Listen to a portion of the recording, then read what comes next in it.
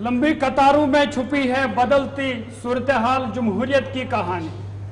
रोशन उम्मीदें अब खुद करेगी गोया अपनी तकदीरें बयानी। जमहूरियत के जश्न में आप सब की शिरकत, दुनिया देखेगी नापाक इरादों की शिकस्त की कहानी। यह अशार थे जब chief election commissioner of India ने जम्मू कश्मीर के लिए असम्बली इंतखाबात का ऐलान किया। और जिस तरह से ये अशार पढ़े गए, कहीं ना कहीं इनकी जो तशरीह है वो सच साबित हो रही है, क्योंकि जिस तरह से इस वक्त जम्मू कश्मीर में जमहूरियत का जश्न मनाया जा रहा है, लोग बाहर आ रहे हैं, नौजवान बाहर आ रहे हैं, बुजुर्ग बाहर आ रहे हैं, खवातीन बाहर आ रहे हैं वोट डालने के लिए। और ये उम्मीद लगाई जा रही है कि जो पिछले 2 मरहलों में वोट फीसद रिकॉर्ड हुआ है, इस बार का जो वोट फीसद होगा वो माजी के तमाम रिकॉर्ड तोड़ देगा। और जो पिछले 2 मरहले हैं उससे ज्यादा इस बार वोट फीसद जो है वो रिकॉर्ड की जाएगी, क्योंकि बड़ी तादाद में और ताबड़तोड़ इस वक्त वोटिंग जम्मू कश्मीर में हो रही है। 1 बजे तक का 45% से ज्यादा वोटिंग रिकॉर्ड हुई थी। तमाम जो 7 अजला जहां पे आज वोटिंग हो रही है, लोग घरों से बाहर निकल के अपने उम्मीदवारों के हक में वोट दे रहे हैं। लेकिन बड़ी खबर इस वक्त की बांडीपोरा से आ रही है, क्योंकि शुमाली कश्मीर का बांडीपोरा जिला, वहां से इस वक्त की बड़ी खबर आ रही है कि 2 ग्रुपों के दरमियान वहां पे हंगामा आराई देखने को मिली है। 2 उम्मीदवारों के वर्कर्स के दरमियान झड़पें हुई है। अजर इलाके का जो पोलिंग स्टेशन है वहां पे झड़प देखी गई है। कुछ देर तक अगरचे पोलिंग का अमल जो है वो मुतासिर भी हुआ है। और ये जो क्लैश हुआ है ये नेशनल कॉन्फ्रेंस और जो इंडिया इत्तेहाद के उम्मीदवार है उनके वर्करों के दरमियान ये झड़प हुई है, जिसके बाद वहां पर बड़ी खबर इस वक्त आ रही है शुमाली कश्मीर के बांडीपोरा जिले से, जहां पर 2 ग्रुपों के दरमियान, 2 उम्मीदवारों के दरमियान जो उनके वर्कर्स है उनके दरमियान यह हाथापाई हुई है, क्लैशेस हुई है। जहां पर अजर नामी एक पोलिंग मरकज है, वहां उसके बाहर नेशनल कॉन्फ्रेंस और कांग्रेस का जो उम्मीदवार है, इत्तेहाद का उम्मीदवार है, उनके वर्कर्स, उनके हामियों के साथ साथ ही जो आज़ाद उम्मीदवार वहां का है उन वर्कर्स के दरमियान ये तस्वीरें आप सीधा देख सकते हैं। अजहर पोलिंग मरकज के बाहर किस तरह 2 उम्मीदवारों के वर्कर्स के दरमियान ये हाथापाई हुआ है, झगड़ा हुआ है। उसके बाद ही वहां पर पुलिस भी पहुंची, इंतजामिया के अफसरान भी वहां पर पहुंचे। और जब इस दरमियान जब लड़ाई भी हुई है, हाथापाई भी हुई है, तो इस दौरान जो वोटिंग का अमल है कुछ देर तक वो मुतासर रहा, वो सस्पेंड रहा। जिसके बाद ही इंतजामिया के अफसरान, पुलिस, SHO वो भी वहां पर पहुंचे। उसके बाद ही जो वोटिंग का अमल है दोबारा से शुरू हुआ। लेकिन एक बार फिर शुमाली कश्मीर के बांडीपोरा इलाके से इससे पहले भी एक खबर आई थी जहां पर लोगों ने बायकॉट किया था, एक भी वोट उन्होंने कास्ट नहीं किया है। लेकिन अजहर पोलिंग मरकज के बाहर 2 उम्मीदवारों के हामियों, उनके वर्कर्स के दरमियान हाथापाई हुई है, झगड़ा हुआ है। ये तस्वीरें बांडीपोरा जिले से, जहां पर अजहर पोलिंग मरकज के बाहर एक तरफ से जहां पर जमहूरियत का जश्न मनाने की बात की जा रही है, लेकिन दूसरी तरफ से हाथापाई और झगड़ों की खबरें भी, इतलात भी मौसूल हो रही है। लोगों को हक है, जिसको जो मर्जी है वोट डाले, उनको पता है किसको वोट डालना है। वो मेरे और किसी के और के कहने में नहीं आ सकते हैं। They know their priority, what they have to vote. ये वही लोग हैं जो यहाँ हमेशा गड़बड़ कर रहे हैं, कि जिम्मेदार है। इन्होंने हमारे पंटू की जमीन इसी नाजायज पर है जिसका ये आज सपोर्ट कर रहे हैं। आप किनको पूछ रहे, हमें पूछो। इन मकारों से आप पूछ रहे हैं, आपका फर्ज है हमें पूछना, जो यहाँ अकलियत में रहते हैं, हम इनको अच्छी तरह जानते हैं। देखो, अगर सुबह से यहाँ इलेक्शन अच्छी तरह चलता था, ये आए, अगर कोई बेचारा लड़का आ गया, ये कुर्सियां किस तरह पकड़ कर बैठे हैं यहाँ, उनको इधर अपनी मर्जी है जिसको वोट डालेगा। लेकिन इन्होंने यहाँ हमेशा गुंडा में इतना इलेक्शन को छोड़ो, ये गुंडों की जमात है इस आयकर में। अगर गवर्नमेंट को हमें यहाँ बसाना, इन गुंडों को क्या, इनको बेनकाब कर लो। बस मेरा इतना ही कुछ बोलना है, बस। पीसफुली यहाँ वोटिंग हो रही थी। हम सारे ये एक पार्टी के एजेंट हैं, बाकी भी उस्मान मजीद साहब के भी एजेंट बैठे थे। पीसफुली वोटिंग हो रही थी। एक वासिक है, इसका चीफ एजेंट है या कोई, उसने पहले 2 बंदे भेजे यहाँ पे, तो they tried to enter the polling station. मैंने उनको रोका, मैंने कहा you can not enter the polling station. उन्होंने फ़ोन घुमाए तो आया वासिक, उसने मुझे लेटर दिखाई कि मैं चीफ एजेंट हूँ। मैंने कहा you are allowed to go inside. इसी दौरान हमारा जो अंदर लड़का है तौहीद करके, वो हमारा एजेंट है अंदर, एक लड़का आया तो उसने उसको धक्का दे दिया। मैं सही बोल रहा हूँ? हाँ, ये दूसरे पार्टी का एजेंट है, हमारा नहीं है। तो उसने उसको धक्का दे दिया। मैंने छुटाने की कोशिश की, तो वासिक आया, उसने उसको गुंडागर्दी, कहते हैं यहाँ मत बैठो। मैं आजर का रहने वाला हूँ, मुझे बाहर के 3 बंदे आ रहे हैं कि आप यहाँ मत बैठो। मैंने कहा हम असेंबल हैं, सारे एजेंट बैठे हैं, सारे पार्टीज के एजेंट बैठे हैं, तो हम क्यों नहीं बैठ सकते। उसने कहा आप नहीं बैठ सकते हो, आप उधर पीछे करो। दैट इज वाई मैंने उनको बोला आप बाहर से आ रहे हो और लोकल को बोल रहे हो कि यहाँ मत बैठो, उधर बैठो। In the meanwhile Usman के, मैं यहाँ कुर्सी पे आराम से बैठा था, he straight away came to me, wanted to harass me, manhandle me. तो कुर्सी थी मेरी, जो उसको धक्का दे दिया, why you are here, why you are here, कुर्सी को उसने लात मारा। बाकी रहा, he is misinterpreting that हमने पंडित भाइयों को, कोई मुझे बताए कि हमने किसी पंडित भाई को यहाँ सताया, किसी को नहीं, आज तक भी नहीं।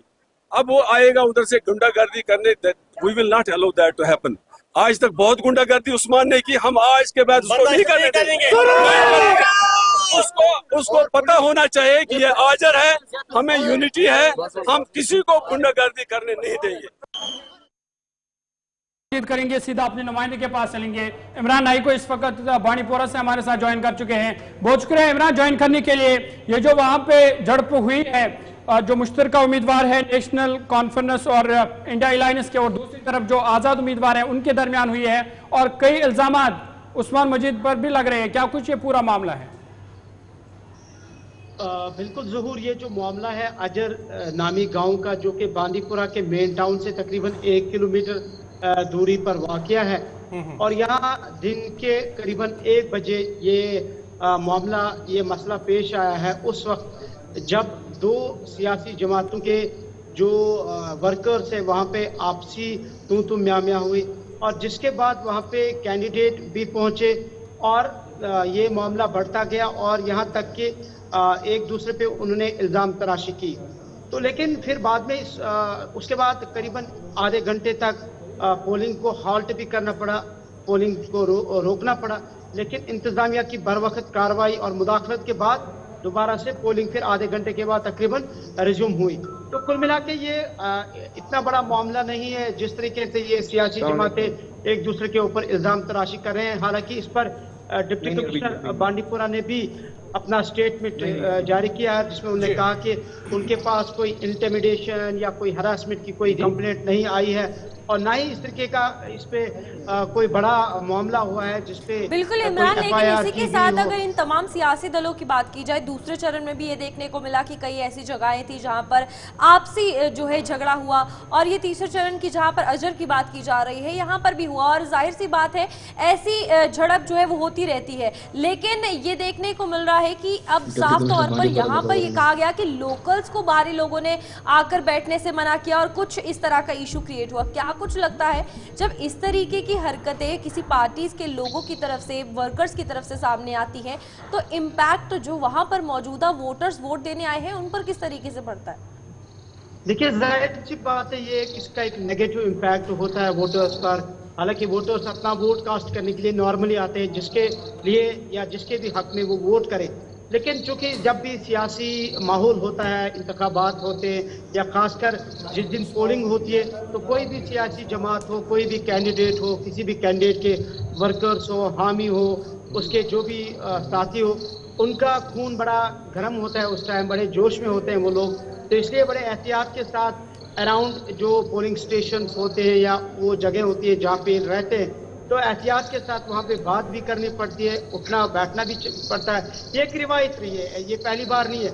लेकिन जैसा कि आपने कहा कि इस तरह से क्या इम्पैक्ट पड़ेगा, जिसका मैंने कहा कि एक जाहिर सी बात है इससे एक नेगेटिव इम्पैक्ट पड़ता है और डिस्टर्बेंस भी क्रिएट होती है, और एक इनकी जो हकीकत है वो, या इनकी जो एक सदाकत है वो भी आया हो जाती है इस चीज से। इमरान, एक और चीज जब ये क्लैशेस हुए हैं उसके बाद की सूरत हाल क्या, अभी वहां पर पोलिंग किस तरह की हो रही है? उसको अजर जो पोलिंग मरकज है जहां पर ये मामला पेश आया, उसके साथ साथ ही ओवरऑल अगर हम जिला बांडीपुरा की बात करेंगे कि किस तरह की पोलिंग दिन भर रही है, और अभी तकरीबन 3 घंटे सिर्फ बचे हैं जब पोलिंग इख्तिताम पजीर होगी, तो इसके साथ साथ ही क्या लग रहा है आपको, जो परसेंटेज होगी, शरह होगी पोलिंग की, किस तरह की, क्या 60% रह सकती है या 50 से ज्यादा हो सकती है?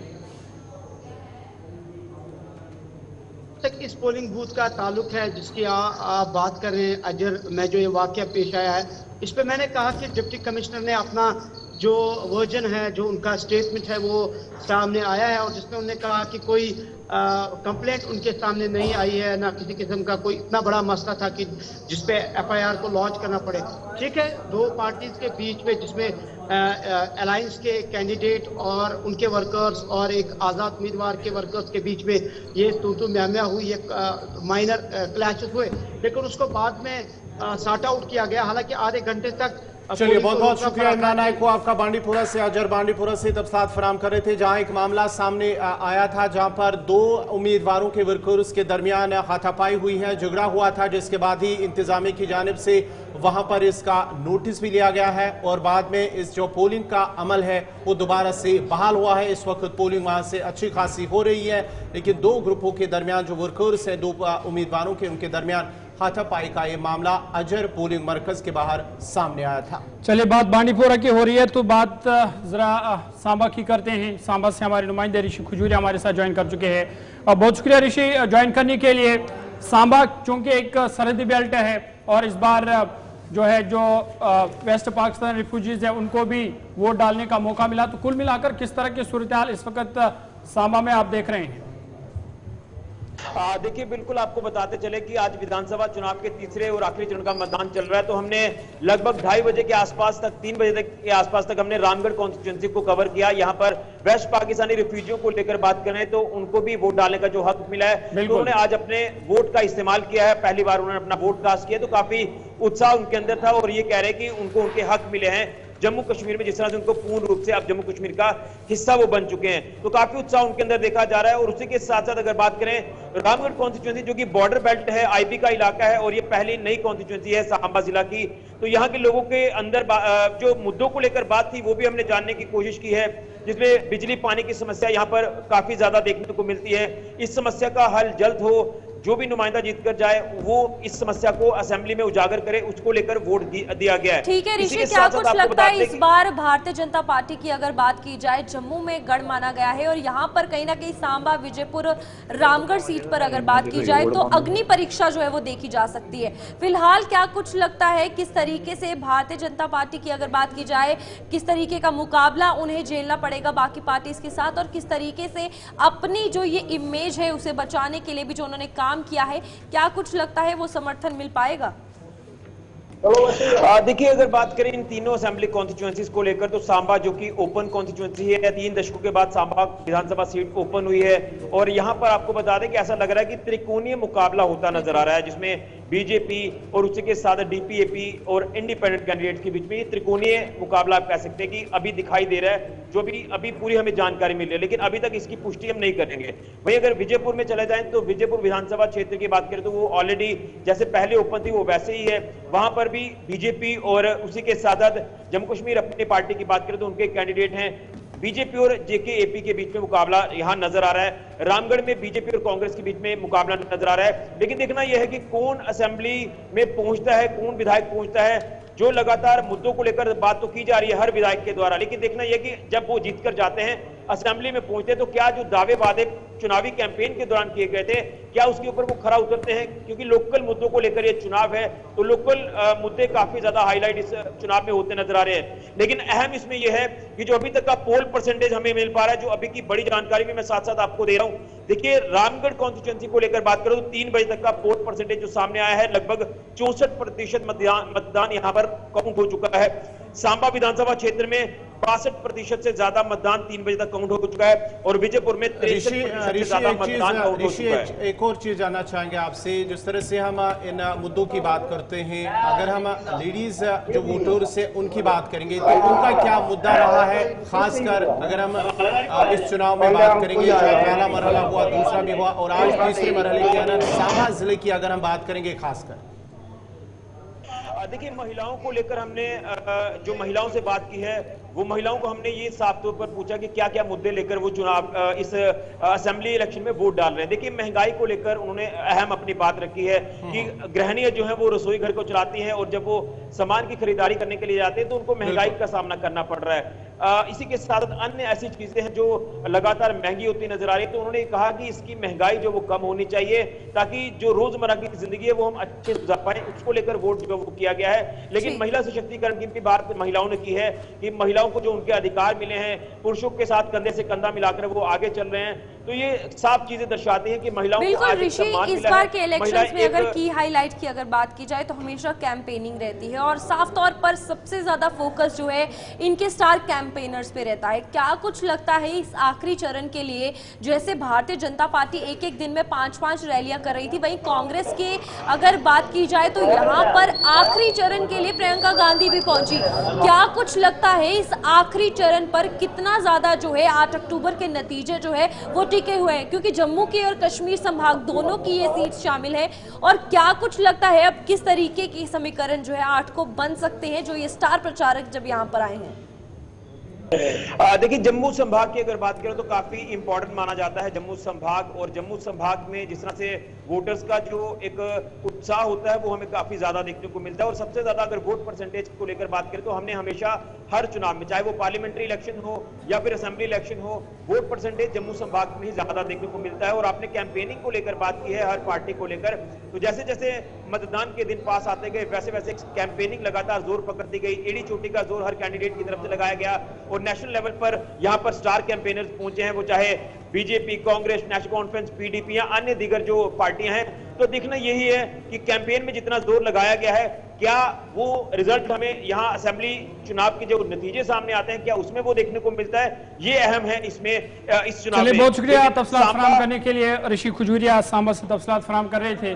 और सांबा की जब हम बात करते हैं तो 3 असेंबली हल्के हैं, वहाँ पे रामगढ़ का हल्का है, उसके बाद सांबा और फिर विजयपुर, ये 3 असेंबली हल्के हैं जहाँ पर आज जो वोटिंग हो रही है। और जिस तरह से ऋषि खजूरिया बता रहे थे कि भारी तादाद में जो मतदाता है वो बाहर आकर के वोट कर रहे हैं, ताहम और जो पाकिस्तान रिफ्यूजीज़ है, वेस्ट पाकिस्तान रिफ्यूजीज़, उनको भी पहली बार ये मौका मिल रहा है दफ़ा 370 के मंसूख के बाद कि वो भी अब आज अपने हक राय दही का इस्तेमाल करते हैं, अपने उम्मीदवारों के हक में वोट डाल रहे हैं। और जो ये तस्वीरें भी आप देख रहे हैं और ये जश्न वो लोग मना रहे हैं क्योंकि पहली बार उनको वोट डालने का हक मिला है। और आज जब वोट कास्ट करने गए तो नाचने भी लगे, गाने भी लगे, क्योंकि पहली बार उनको दफ़ा 370 के मंसूख के बाद यह हक मिला है और आज पहली बार उन्होंने अपना वोट कास्ट किया। बिल्कुल बनाया जा रहा है और हम भी सुबह से आपको जमहूरियत का ये जश्न दिखा रहे हैं, तो आप देख सकते हैं कि किस तरीके से लोगों में इस चीज का उत्साह है और साफ तौर पर अपने हक मिलने पर ये खुशी जो है उनके चेहरों पर दिखती हुई नजर आ रही है। और 370 को लेकर अगर बात की जाए तो इन तमाम सियासी दलों की राजनीति जो है इस 370 के आसपास घूमी, लेकिन इन लोगों के लिए जो बदलाव हुआ वो भी जाहिर सामने आया। और किस तरीके से आया वो आज आप वोटिंग डे पर देख सकते हैं, जहां पर ढोल बाजों के साथ ये लोग वोट कास्ट करने। चलिए आगे बढ़ते हैं, बात शुमाली कश्मीर की पटन की करते हैं, क्योंकि पटन भी एक अहम असेंबली हल्का है जहां से सुबह से ही हमने देखा लंबी लंबी कतारों में लोग बाहर निकल के उन्होंने वोट किया। राही निसार इस वक्त हमारे साथ है। राही, बहुत शुक्रिया ज्वाइन करने के लिए। अपडेट कीजिएगा किस असेंबली हल्के और किस पोलिंग स्टेशन पर आप इस वक्त मौजूद है, और जो सुबह से हमने तस्वीरें देखी लंबी लंबी कतारों में लोग बाहर आकर के वोट कर रहे थे, क्या वही सूरत हाल अभी भी जारी है? देखिए जोर बिल्कुल, अगर हम सुबह सवेरे की बात करें तकरीबन 6:30 बजे से ही लोग इंतजार कर रहे थे कि हमारी यहाँ पे बारी कब आएगी, हम यहाँ पे वोट कास्ट करेंगे। अगर अभी तक की बात करें, अभी तक भी सूरत हाल वैसा ही है, यानी कि हम ये कहेंगे कि तकरीबन इस वक्त 50% वोटिंग क्रॉस हो चुकी है पटन कॉन्स्टिट्यूंसी में। और अभी भी बहुत सारे पोलिंग स्टेशनों पे लंबी लंबी कतारें हैं, जिसमें हम ये कहेंगे कि मर्द व जन वहां पे निकले हैं वोट डालने के लिए। और अगर आज की बात करें, आज ज्यादातर हमने नौजवानों में जोश देखा, नौजवान वोट तो यहाँ पे डाल रहे थे और नौजवान कह रहे थे हम डेवलपमेंट के हवाले से, रोजगार के हवाले से निकले हैं और हम चेंज करना चाहते हैं यहाँ पे, यानी कि डेवलपमेंट के हवाले से वोट डाल रहे थे, अपने रोजगार को लेकर वो वोट डाल रहे थे और कह रहे थे कि अपना नुमाइंदा चुनेंगे और अगर सरकार अपनी आएगी तो शायद रोजगार के हवाले से यहाँ पे हमारे लिए पैकेज का ऐलान होगा। एक चीज जानना इसलिए चाहूंगा, हमने यहाँ पे नौजवान में जोश देखा। राही, एक चीज और जानना चाहूंगा, यानी कि जिस तरह से आप कह रहे हैं कि लोग कतारों में नजर आए, तकरीबन 50% से ज्यादा जो है वोटिंग अभी तक जो है दर्ज की गई हैं। अगर हम बात करेंगे पट्टन इलाके की, माजी को भूलकर जो पट्टन के लोग हैं और उन्हें माजी को भूलकर वो आगे बढ़ रहे हैं और साथ ही साथ वो भी अब तब्दीली चाहते हैं, चाहे डेवलपमेंट को लेकर, चाहे रोजगार को लेकर, या जितने भी उनके मुद्दे हैं उन मुद्दों को लेकर वो आगे बढ़ने की कोशिश कर रहे हैं। देखिए गवर्नर, बिल्कुल आपकी बात सही है। अगर हम पट्टन इलाके की बात करें, खास तौर पर जो पलालन हमारा एक इलाका है, इसमें हमेशा बैकाट देखने को मिलता था और लोग यहाँ पे बैकाट करते थे, वो कभी वोट नहीं डालते थे। मगर आज बदलाव है। आज सुबह सवेरे हमने उन्हीं इलाकों में बड़ी बड़ी कतारें देखी और जो मैंने कहा कि नौजवानों में यहाँ पे बहुत जोश है। नौजवान वोट करना चाहते हैं क्योंकि नौजवान इस वक्त चाहते हैं कि कुछ हो, डेवलपमेंट हो, यहाँ पे रोजगार के जो है वो पैकेज के ऐलानात हो। हमने यहाँ पे देखा कि नौजवान कतारों में बैठे थे और नौजवान अपनी बारी का इंतजार कर रहे थे। खास तौर पे वो नौजवान ये भी डिमांड करते थे कि जो अभी नौजवान जेलों में बंद है, शायद अगर अपनी सरकार बनेगी यहाँ पे तो हम डिमांड करेंगे उनको भी छुड़वाने के लिए। इस तरीके से अगर अभी तक की बात करें, यहाँ पे बात करने की कोशिश करूंगा क्योंकि मैं पोलिंग स्टेशन पे यहाँ पे हूँ, जिसको पिंक पोलिंग स्टेशन यहाँ पे बनाया गया है। कुछ लोग भी मेरे साथ यहाँ पे इनसे बात करने की कोशिश करेंगे। जी आप बताइए, सुबह से आप लगातार देख रहे हो वोटिंग हो रही है, लोग कतारों में बैठे हैं, लंबी लंबी कतारें इनको देखने को मिल रही। खासकर नौजवानों की बात करें, नौजवान निकले वोट डालने के लिए। अस्सलाम वालेकुम वरहमतुल्लाहि वबरकातुहू। कहते हैं कि जब भी तब्दीली लानी होती है तब नौजवानों को एक अहम रोल अदा करना ज़रूरी होता है। उसी तरह से आज ये देखने को मिला, स्पेशली पटन कॉन्स्टिट्यूंसी में और पूरे नॉर्थ कश्मीर में ये देखने को मिला कि नौजवान आज जोग दर जोग जुट चुके हैं कि अपना वोट, अपना सपोर्ट वो कास्ट करे जिस किसी भी शख्स को वो पसंद करते हो। उसी तरह से अगर हम बात करते हैं यहाँ पटन कॉन्स्टिट्यूंसी की, पटन कॉन्स्टिट्यूंसी में आज ये देखने को मिला कि जो रियाज बेदार साहब है, नेशनल कॉन्फ्रेंस के जो कैंडिडेट है, उनको बिल्कुल इतना प्यार मिल रहा है हर एक गांव से। चलिए नासिर साहब, आपका बहुत बहुत शुक्रिया जुड़ने के लिए। इस वक्त आपको तस्वीर देख पोलिंग स्टेशन जो महिलाओं के लिए यहाँ पे एक खुसूसी पोलिंग स्टेशन बनाया गया था, 15-8 पटन पोलिंग स्टेशन इस वक्त आप तस्वीरों में देख रहे हो, जहाँ पे इस वक्त भी महिलाओं का अच्छा खासा रश देखने को मिल रहा है। महिलाएं यहाँ पे अपना वोट डालने के लिए आ रही है। ये स्पेशली पिंक पोलिंग स्टेशन बनाया गया था 58 पटन, और अभी तक की बात करें, अभी तक यहाँ पे भी तकरीबन 55% जो वोटिंग है वो पाल हो चुकी है। राही निसार, पटन हल्के की जब हम बात करते हैं तो इमरान रजा अंसारी साहब है, जम्मू कश्मीर पीपल्स कॉन्फ्रेंस से वहाँ पे उम्मीदवार है, इस बार मैदान में है। रियाज अहमद बेदार उनके सामने नेशनल कॉन्फ्रेंस के उम्मीदवार है। फिर Javed Iqbal Ganai peoples democratic party के उम्मीदवार है, और कुल मिलाकर तकरीबन 13 उम्मीदवार है जो मैदान में है। और 2014 की बात करें तो यहाँ से इमरान रजा अंसारी ने जीत हासिल की थी, लेकिन तब चूंकि वो पीपल्स डेमोक्रेटिक पार्टी से वाबस्ता थे, लेकिन इस बार जो है पीपल्स कॉन्फ्रेंस से वाबस्ता, और शिया वोटरों की भी एक खासी तादाद है इस खास असेंबली हल्के में। तो किस तरह का मुकाबला आप वहां पे देख रहे हैं?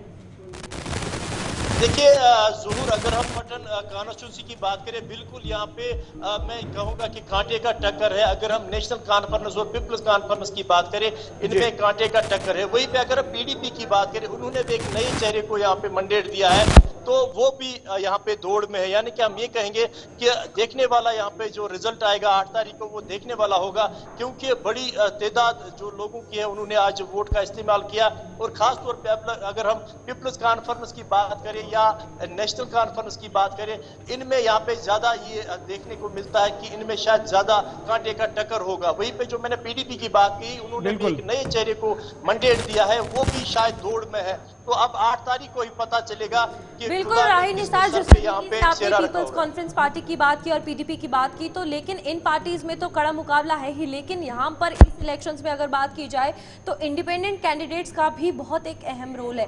क्या कुछ लगता है इस बार वहां पर अगर बात की जाए पट्टन में किस तरीके से सत्ता जो है बदल सकती है इंडिपेंडेंट कैंडिडेट्स की अगर बात की जाए? देखिए, बिल्कुल आपने इंडिपेंडेंट कैंडिडेट की बात की, यहाँ पे भी इंडिपेंडेंट कैंडिडेट तकरीबन 4-5 है। मगर जो हम ये कहेंगे कि लोग जिस तरीके से उन्होंने इससे पहले रशीद इंजीनियर को, अगर पार्लियामेंट इलेक्शन के बारे में बात करेंगे, उसको बिल खुसूस अगर बारामूला की बात करें बड़े जोश से लोगों ने उसको वोट दिया। और अगर उस पार्टी की बात करें, बतौर इंडिपेंडेंट कैंडिडेट की उनको आज पटन से भी मैंडेट मिला है, क्योंकि जो उनका उम्मीदवार है उसको भी यहाँ पे मैंडेट दिया गया है और वो भी इस वक्त दौड़ में है। अब देखने वाली बात यह होगी कि लोग जिस तरीके से बदलाव चाहते थे, क्या वो उस बदलाव में कामयाब हो जाएंगे या फिर वो किसी पार्टी को ही यहाँ पे चुनेंगे। चलिए, बहुत शुक्रिया तफसीलात फराम करने के लिए। राहीन निसार पटन से तफसीलात फराम कर रहे थे और साथ साथ तस्वीरें भी दिखा रही थी कि किस तरह वहाँ पे लोगों में जोश खरोश है, लोग लंबी कतारों में बाहर आकर के वोट कर रहे हैं, नौजवान आ रहे हैं, ख़वातीन, बुजुर्ग और ख़ासकर जो फर्स्ट टाइम वोटर है, नया वोटर है, वो भी वोट करने आ रहा है। ये तस्वीरें आप देख रहे हैं लोलाब से, लोलाब के सोगाम इलाके से, जहाँ पे Kaiser Jamsheed Lone national conference party के उम्मीदवार है, साबिक MLC भी रह चुके हैं। आज अपने आबाई इलाके में उन्होंने अपना वोट कास्ट किया, क्योंकि उनका आबाई इलाका एक खास असर यहाँ पे उनका देखा जा रहा है। मीडिया से उन्होंने बात की, गुलिस्तान नुमाइंदा साहिल शमीम से, उन्होंने क्या कुछ कहा वो ज़रा आपको सुनाते। देखिए, एक खुशाइंद बात है कि लोग बाहर आ रहे हैं और अपने हक का इस्तेमाल कर रहे हैं। लोगों को काफ़ी देर से इसका इंतज़ार था कि वो आए, अपने हक का इस्तेमाल करें और अपने लिए अपनी सरकार चुनें। वो मौका इनको मिला है आज और लोग आ रहे हैं, वोट डाल रहे हैं। देखिए, PDP का तो कहीं वजूद दिख नहीं रहा है। जो ट्रेंड इस वक्त है, जो लोगों का रुझान है, मैं यकीनन ये कह सकता हूं कि आने वाली सरकार नेशनल कॉन्फ्रेंस और कांग्रेस की होगी।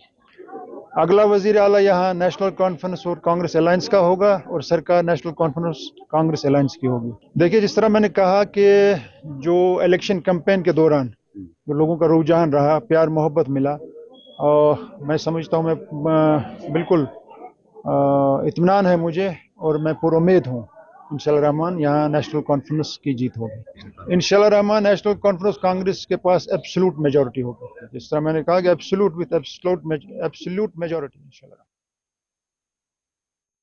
जीत का दावा कर चुके हैं, लेकिन उनके सामने वकार खान पीपल्स डेमोक्रेटिक पार्टी के उम्मीदवार है। पहले चूंकि लोलाब से पीपल्स डेमोक्रेटिक पार्टी के लिए एडवोकेट अब्दुल हक खान का नाम सामने आया था, क्योंकि उनकी तबीयत खराब हुई और उसके बाद वकार खान को टिकट मिला, उनके साहिबजादे हैं अब्दुल हक खान के। और जिस तरह से फिर दोनों ने कैंपेनिंग की, डबल इंजन के तौर पर उन्होंने वहाँ पे काम किया, लोगों के पास गए, अपना मंशूर लोगों के सामने रखा।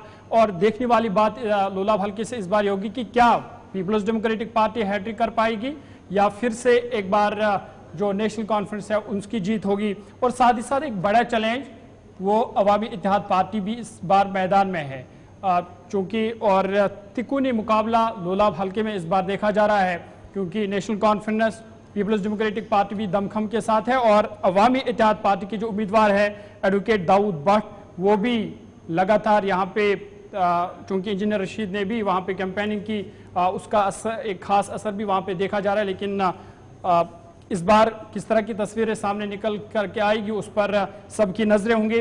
सोपोर जरा चलते हैं, मुजम्मिल हमारे साथ है। मुजम्मिल, बहुत शुक्रिया ज्वाइन करने के लिए। पहले तो ये बताइएगा कि किस असेंबली हल्के और किस पोलिंग स्टेशन पर आप मौजूद है। और जिस तरह से हम सुबह से तस्वीरें देख रहे थे कि लोग कतारों में नजर आ रही थी, खवातीन बाहर आ रही थी, नौजवान बाहर आ रहे थे, बुजुर्ग बाहर आ रहे थे, क्या उसी तरह की सूरत अभी भी है या उसमें थोड़ी बहुत अब कमी देखने को मिली है? देखिए ज़हूर, मैं आपको बताना चाहूँगा, मैं इस टाइम मॉडल टाउन सोपोर में मौजूद हूँ और आपको बताना चाहूँगा कि सुबह से भीड़ देखने को मिल रही थी, लेकिन इस टाइम पे वो भीड़ देखने को नहीं मिल रही है। तो शायद लोग यही लोगों से जब हमने बात की, लोग यही बता रहे हैं कि काम का भी सीजन इस टाइम पे चल रहा है, लोग कामों की तरफ भी गए हैं और शायद यही लगता है कि 4 बजे के बाद फिर लोग यहाँ पे आना स्टार्ट होंगे। और लोगों का यही बोलना है कि 4 बजे या 4:30 बजे के बाद फिर से लोगों की भीड़ शायद जमा हो। लेकिन अगर पिछले पार्लियामेंट सेगमेंट की बात करें ज़हूर, तो उस टाइम पे अगर अभी की बात करें, अभी 27% कुछ वोट पड़े हैं सोपोर की बात अगर करें तो, लेकिन पिछले सेगमेंट की बात करें तो उससे ज्यादा यहाँ पे इस टाइम तक पड़ी हुई थी, जो वोट थे उस टाइम पे पड़े हुए थे। मुजम्मिल, जानना चाहूंगा, हमने देखा है, चाहे हम पहले 2 मरहलों की बात करेंगे या इस मरहले की बात करें, हर तरफ से रिपोर्ट सामने आ रहे हैं कि जो नौजवान हैं या फर्स्ट टाइम जो वोटर्स हैं, अच्छी खासी तादाद में उनकी जानिब से भी अपने हकराधी का इस्तेमाल किया जा रहा है। वो भी बदलाव चाहते हैं। माजी में अगरचे नौजवान या फर्स्ट टाइम वोटर्स इन इंतखाबात से दूर ही रहे, लेकिन इस बार हमने देखा, चाहे लोकसभा इंतखाबात की बात करेंगे या असम्बली इंतखाबात की बात करेंगे, अच्छी खासी तादाद में वो घरों से बाहर आकर अपना वोट कास्ट कर रहे हैं। देखिए, मैं आपको बताना चाहूंगा कि जिस तरीके से लोग, जो छोटे छोटे लड़के बाहर निकल के आ रहे हैं, जो फर्स्ट टाइम वोटर्स हैं, जिनका फर्स्ट टाइम वोट है, वो घरों से बाहर निकल के इसलिए आ रहे हैं कि उनका यही कहना है कि हम उस नुमाइंदे को इस टाइम पे लाएंगे जो नुमाइंदा हमारी बात करे और हमारे जो काम है, जो हमारे मसले मसाइल है, वो ठीक करे। खास तौर पे अगर युवाओं का यही कहना है कि जो बेरोजगारी इस टाइम चल रही है करने के लिए हम ऐसे नेता को चुनेंगे जो नेता हमारा काम करेगा, लेकिन इनका लोगों का ये भी कहना था कि का नहीं सुन रहे हैं, बिल्कुल दिमाग का सुन रहे हैं और दिमाग का ही काम ले रहे हैं और उसी नुमाइंदे को चुन रहे हैं जो हमारा काम करेंगे। लेकिन यहाँ पे मुकामी लोगों से भी जब हमने बात की, उन्होंने कहा कि पानी, बिजली, सड़क, बहुत ज्यादा दिक्कतें हैं, तो दिक्कतों का सामना करने के लिए ऐसे लीडर को सामने लाना चाहिए जो आगे अपने कामों में खरा उतर सके। बहुत बहुत शुक्रिया मुजम्मिल सोपोर से तफसात फराम कर रहे थे। नाज़रीन, आपको बताते चले कि इस वक्त जो है पोलिंग का तीसरा और आखिरी मरहला जम्मू कश्मीर के अंदर जो 7 अजला से 40 जो असम्बली हल्के हैं, जहां पर 415 उम्मीदवार, आज इनकी सियासी किस्मत का फैसला EVMs में कैद होगा। और इसी बीच 3 बजे तक का आंकड़ा अब सामने आया है। जम्मू कश्मीर में कुल मिलाकर 56.01% वोटिंग जो है वो अभी तक रिकॉर्ड हुई है। लगभग जो दूसरे मरहले में कुल जो वोटिंग फीसद रिकॉर्ड हुआ था उसके करीब पहुंच चुका है। 56.01 इस वक्त रिकॉर्ड हुआ है। और अलग अलग अजला की जब हम बात करते तो आपको बता दें कि बांडीपोरा में 53.09% वोटिंग जो है वो रिकॉर्ड हुई है। इस तरह बारामुल्ला में 46.09% वोटिंग रिकॉर्ड हुई है।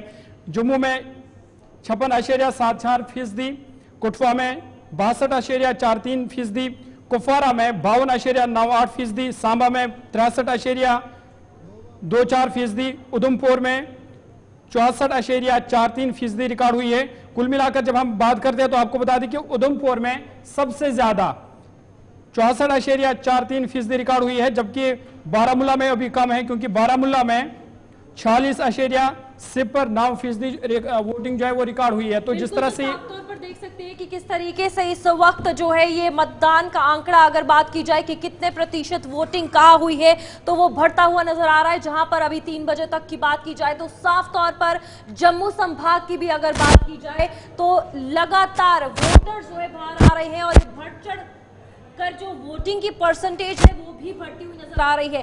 कठुआ की अगर बात की जाए वहां पर 62% जो है देखी गई, लेकिन उधमपुर में सुबह से ही ये देखने को मिल रहा है कि हर बार की तरह इस बार भी उधमपुर में काफी ज्यादा वोटिंग हुई है। और इस वक्त अगर बात की जाए तो आपको बता दें कि 64% जो है उधमपुर में हुई है। और इसी के साथ अखनूर की अगर बात की जाए तो आपको बता दें वहां पर अप्रोक्सीमेटली जो बताया जा रहा है कि 67% जो है वोटिंग हुई है। तो शिल्पा भी हमारे साथ जुड़ चुकी है, जम्मू संभाग की सारी जानकारी लेंगे। शिल्पा, जम्मू की अगर बात की जाए तो लगातार ये देखने को मिल रहा है कि परसेंटेज का जो आंकड़ा है वो बढ़ता हुआ नजर आ रहा है।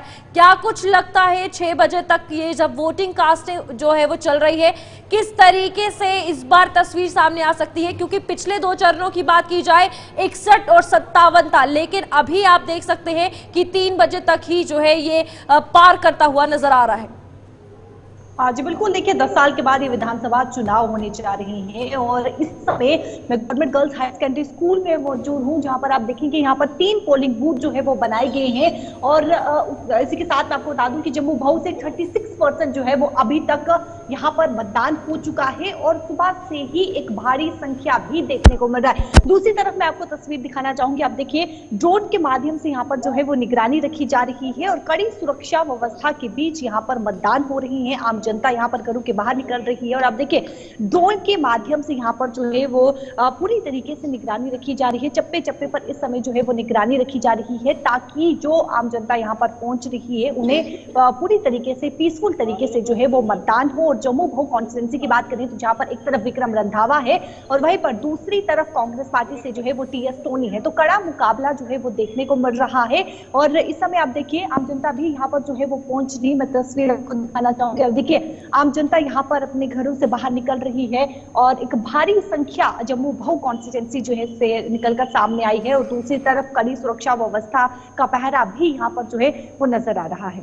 शिल्पा, ये बताइएगा, ये जो हम इन तीनों चरणों की अगर हम बात करेंगे, जो नौजवान वोटर्स हैं या फर्स्ट टाइम वोटर्स हैं, उनका किस तरह का फैक्टर रहेगा इस चुनावी दंगल के अंदर?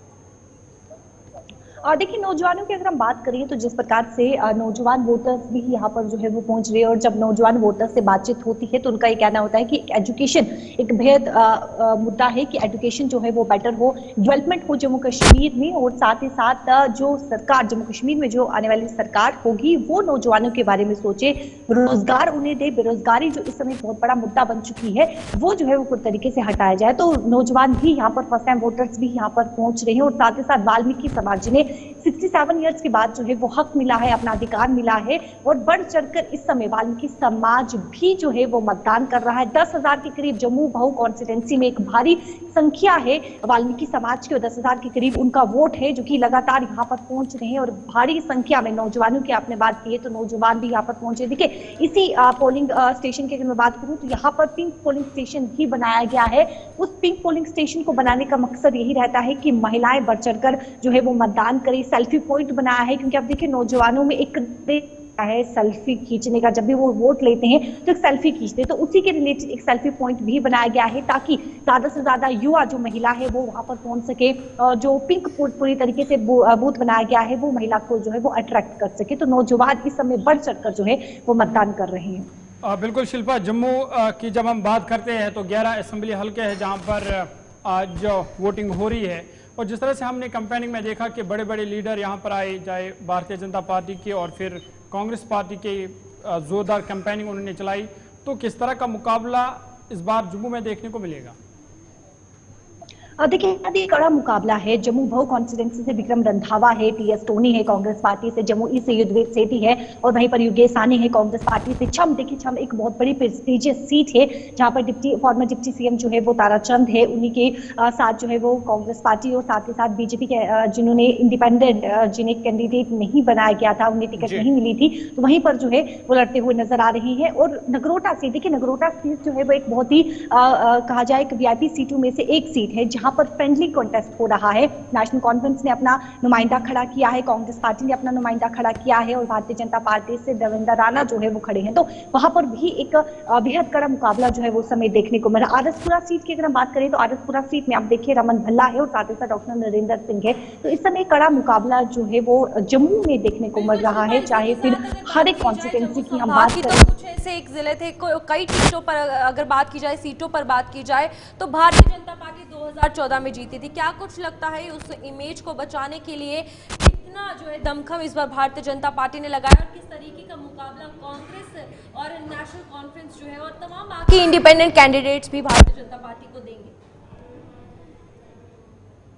अगर हम बात करें तो 2014 में एक मोदी की लहर देखने को मिलती। भारतीय जनता पार्टी जो है वो 2014 में आई थी और उसके बाद एक लहर, मोदी की लहर जो है वो बरकरार रही और उसी लहर को बरकरार रखने के लिए आप देखें कि 2024 में यानी कि विधानसभा चुनाव में प्रचार काफी जो है वो भारतीय जनता पार्टी का देखने को मिला है। बढ़ चढ़कर यहाँ पर जो है वो स्टार कैंपेनर्स यहाँ पर पहुंचे हैं, प्रचार हुआ है और लगातार भारतीय जनता पार्टी जो है वो इस समय यही कॉन्फिडेंस में नजर आ रही है कि सरकार जम्मू कश्मीर की अगर कोई होगी तो वो भारतीय जनता पार्टी होगी। तो भारतीय जनता पार्टी के द्वारा जो है वो तीसरे चुनाव के लिए जो है वो पूरी तरीके से ताकत झोंकी गई है कि ज्यादा से ज्यादा हर एक असेंबली कॉन्स्टिट्यूंसी से जो है वो उन्हें सीट जो है वो प्राप्त हो सके, मतदान जो है वो उन्हें भारी मात्रा में मिल सके। चलिए, बहुत शुक्रिया तफसीलात फराहम करने के लिए। शिल्पा शर्मा तफसीलात फराहम कर रही थी जम्मू से। और जम्मू की जब हम बात करते हैं तो 11 असेंबली हल्के हैं जिनमें बिश्ना, सुचीतगढ़, आरएसपुरा, जम्मू साउथ, बाहू, जम्मू ईस्ट, नगरोटा, जम्मू वेस्ट, जम्मू नारद, मर, अखनूर, छम, कुल मिलाकर 11 असेंबली हल्के हैं जहां पर आज सुबह से ही भारी तादाद में लोगों ने वोट किया है, घरों से बाहर निकल आए और अभी भी वोटिंग करने का सिलसिला जो है वो जारी है। 6 बजे तक ये सिलसिला जारी रहेगा और लगातार जेके मीडिया की तरफ से भी यही आपसे गुजारिश है कि अगर आपने अभी तक वोट नहीं किया है तो सबसे पहले आप वोट कीजिए। ताकि जमहूरियत को मज़ीद तक़वियत मिले, और इसलिए आप सारे काम छोड़ के पहले वोट कीजिए, उसके बाद ही अपना काम जो है वो शुरू करें। बात जम्मू की हो रही है तो बात बारामूला की भी करेंगे, और बारामूला के बूनियार इलाके में आज लोगों ने बढ़ चढ़ कर वोटिंग में हिस्सा लिया। लोग घरों से बाहर निकल के आए, लंबी लंबी कतारों में लोग खड़े होकर हमें नजर आए। इस दौरान उन्होंने बात भी की है मीडिया से, क्या कुछ उन्होंने कहा है वो भी आपको सुनाते हैं। सबसे पहले आपका बहुत बहुत शुक्रिया टाइम देने के लिए। लगातार यहाँ के लोग जो है आज सुबह से घरों से निकल के आए और उन्होंने जो है अपना हक राय का इजहार किया। किस मुद्दे पे आप वोट? देखें, सबसे पहले हम आपकी चैनल गुलिस्तान का, इरशाद साहब का हम तहे दिल से शुक्रिया अदा करते हैं कि आप हर हमेशा उड़ी और बोनियार के इश्यूज़ को हाईलाइट किया हुआ है। जहाँ तक आपने वोट, हम मुबारकबाद देते हैं यहाँ की हुकूमत का, खासकर एलजी साहब का और डिप्टी कमिश्नर बारामूला का, इनकी एडमिनिस्ट्रेशन का, जिस हिसाब से पीसफुल तरीके से सिक्योरिटी भी हमारी यहाँ पे तैनात है। बहुत अच्छे, बहुत अरसे के बाद, 10 साल के बाद इलेक्शन को हम इनको वेलकम करते हैं। इलेक्शन जो है आज वोट जो भी पाल करता है, खासकर नौजवानों की बात करें, डेवलपमेंट के लिहाज से और बेरोज़गारी के लिहाज से, खास बेरोज़गारी को हटाना है। तो इस बार एक अहद एक हुआ है कि हम उस जमात को वोट देंगे जो जमात यहाँ पे हमारी डेवलपमेंट को और ख़ासकर बेरोज़गारी को हटाएगी। तो क्या क्या मुद्दे रहेंगे लोगों के? देखिए, मुद्दा, सबसे बड़ा मुद्दा यही है कि जो हमारी बेरोज़गारी यहाँ पीक पे है, आपको पता है कि नौजवान पढ़ लिख कर बेरोज़गार हैं।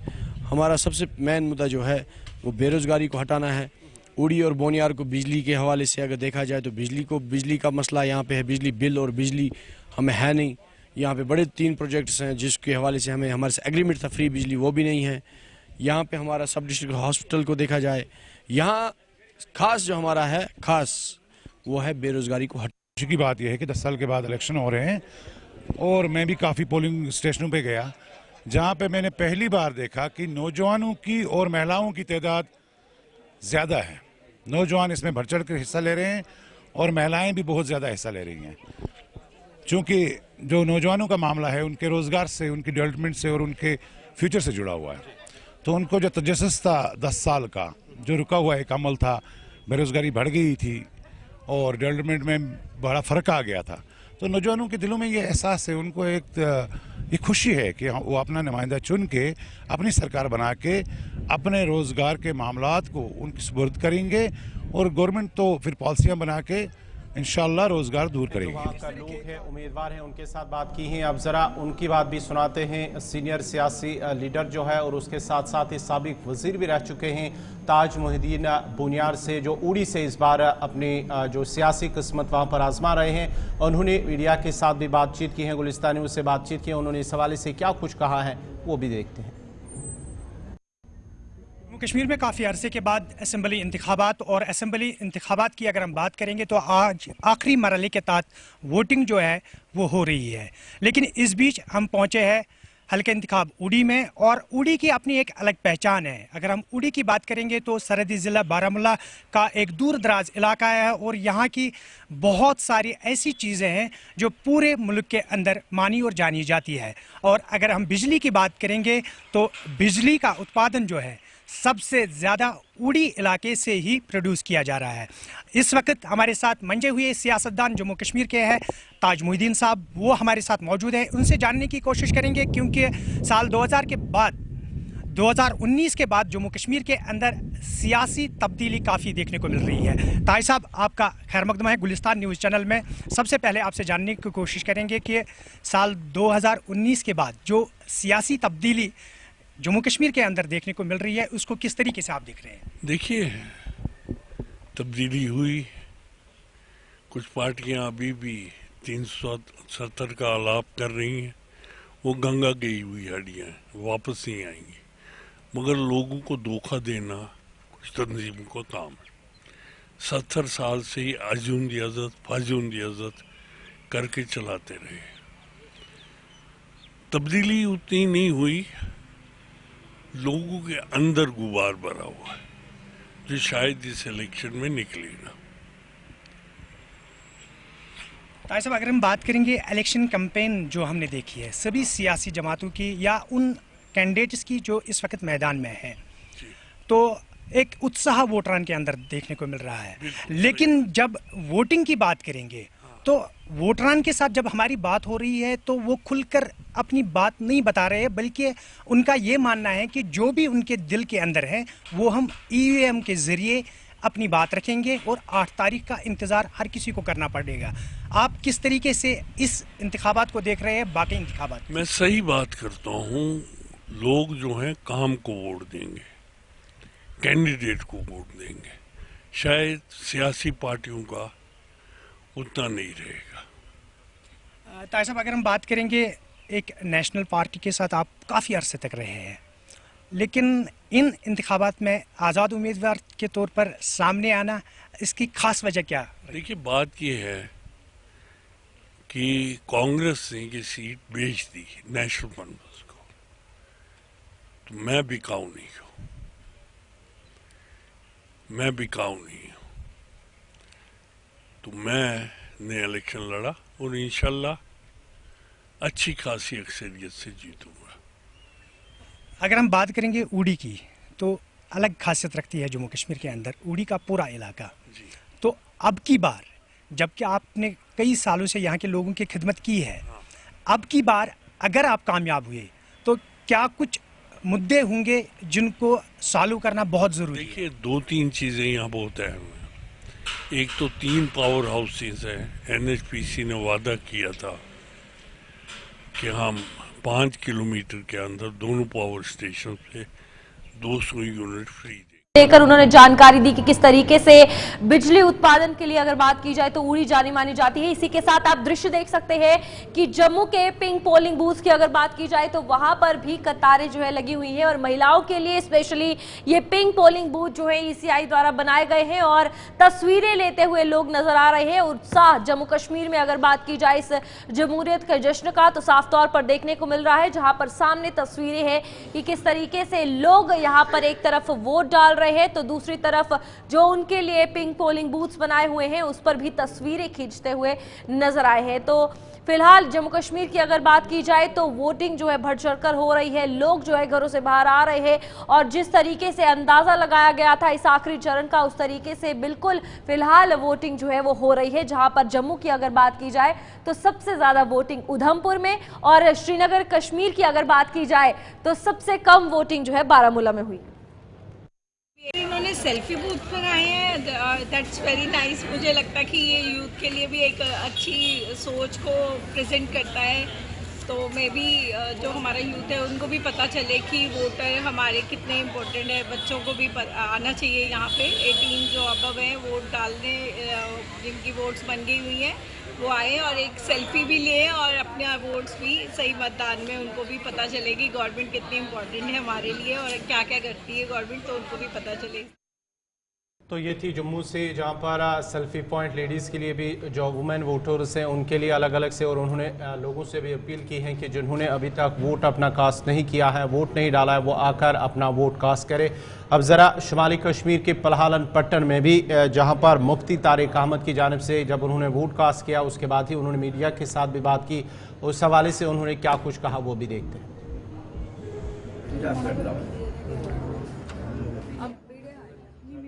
आज चूँकि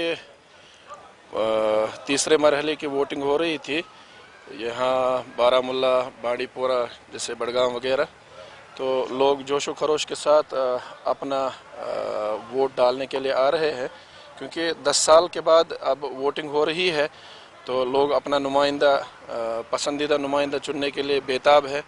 और हमने भी इसी ज़िम्न में कोशिश ये भी की है कि हम भी खुद अपना वोट कास्ट करें, अपनी फैमिली का वोट कास्ट करें, ताकि जम्मू कश्मीर का जो है, जम्मू कश्मीर की भलाई हो। तो ये वोट हमने डाला है बस इसी गर्ज से कि जम्मू कश्मीर में अपनी एक हुकूमत बने ताकि लोगों का भला हो, इस गर्ज से आज वोट डालने के लिए हम भी आए हैं।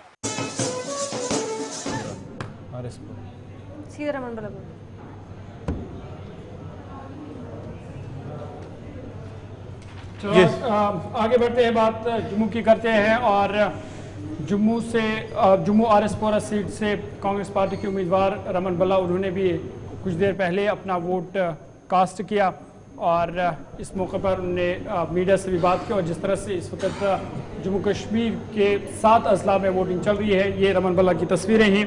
उन्होंने आज अपना वोट कास्ट किया और मीडिया से भी बात की। क्या कुछ कहा वो आपको सुना दें। यही लोगों में गुस्सा बड़ा है, लोगों में रोष है, लोग बदलाव चाहते हैं क्योंकि बड़ा बेसब्री से इंतजार कर रहे थे कि चुनाव की घोषणा यहाँ पे हो, लोग अपने वोट का इस्तेमाल करें। और जम्मू कश्मीर में क्योंकि बेरोजगारी चरम सीमा पे है, बुजुर्गों की पेंशन बंद हुई, विधवाओं की पेंशन बंद हो गई, स्कूल बंद हो गए, आशा वर्कर्स का रेट नहीं बढ़ा पाए, आंगनबाड़ी वाले वो लोग परेशान है, एसपीओ को रेगुलराइज नहीं कर पाए।